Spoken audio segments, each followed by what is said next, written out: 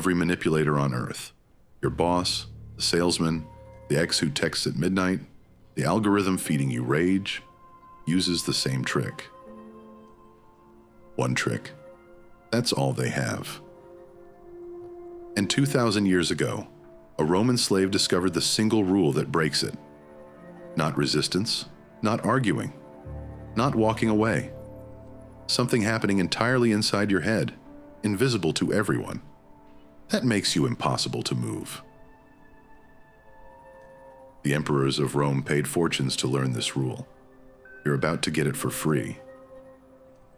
But first you need to see the trick, because right now, it's working on you. Here's how every manipulation in history operates. Someone shows you a picture. Not a real picture, a mental one. The salesman shows you a picture of missing out. The manipulative partner shows you a picture of being abandoned. The boss shows you a picture of being replaced. The news shows you a picture of the world burning. The Stoics called these pictures impressions, things that appear in your mind and demand a reaction. And here's what nobody tells you. The manipulator cannot make you do anything. He has no wires into your muscles, no access to your decisions. All he can do is show you the picture and wait.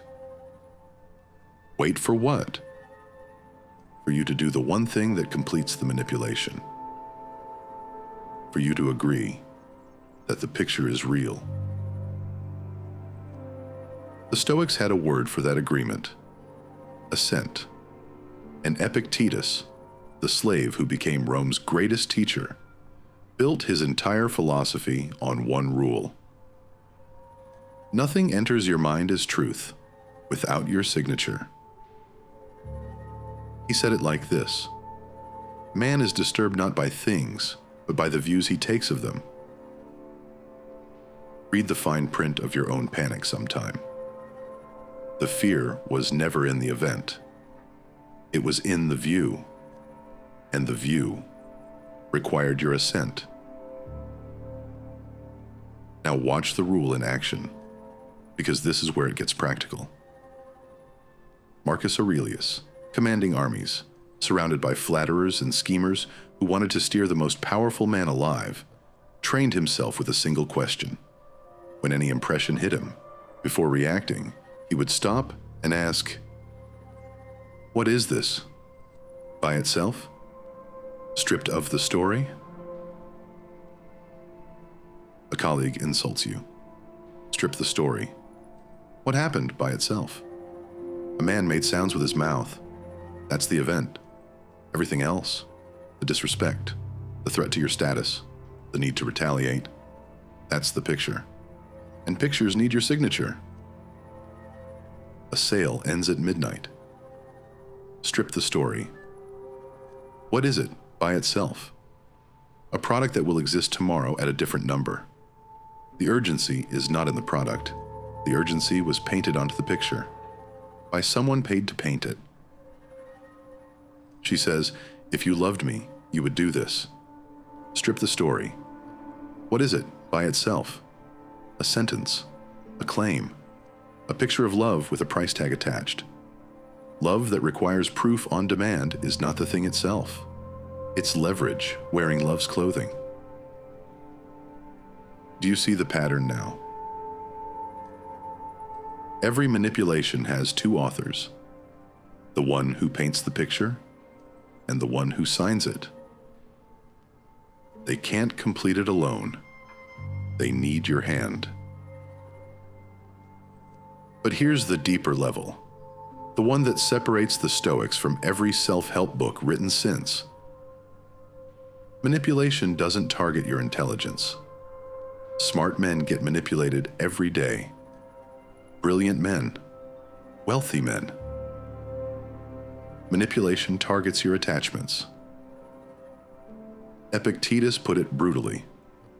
He said, "Whoever controls what you desire and what you fear controls you." Think about that. The manipulator doesn't need force. He just needs to find what you're desperate to gain or terrified to lose and stand between you and it. Desperate for approval. You can be steered by anyone who withholds it. Terrified of being alone, you can be steered by anyone who threatens to leave. Desperate for status, you can be bought with flattery. The cheapest currency ever printed. Your attachments are the handles on your back, and every handle you carry, someone will eventually grab. So the Stoic does something radical. He doesn't hide his handles. He removes them. He wants things, but he doesn't need them from any specific person. He prefers comfort, but he's trained himself to survive without it. He enjoys approval, but his self-respect was never on the ballot. Grab a man like that anywhere you want. There's nothing to hold. Now the training. Because this rule is a muscle, not a fact. Knowing it changes nothing. 3 practices. 1. The gap. Between every impression and your reaction, there is a gap. Manipulation lives in the moments you skip it. So when you feel urgency, any urgency, treat it as an alarm. Real decisions almost never require speed. Speed is what manipulators inject, so the signature happens before the reading.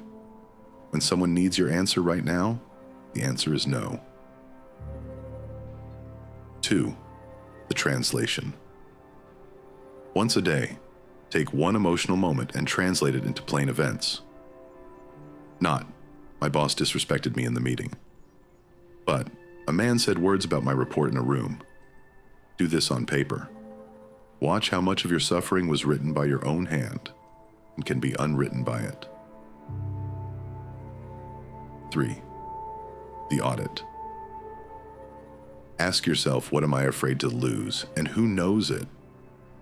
Because whoever knows your deepest fear holds a key to your behavior.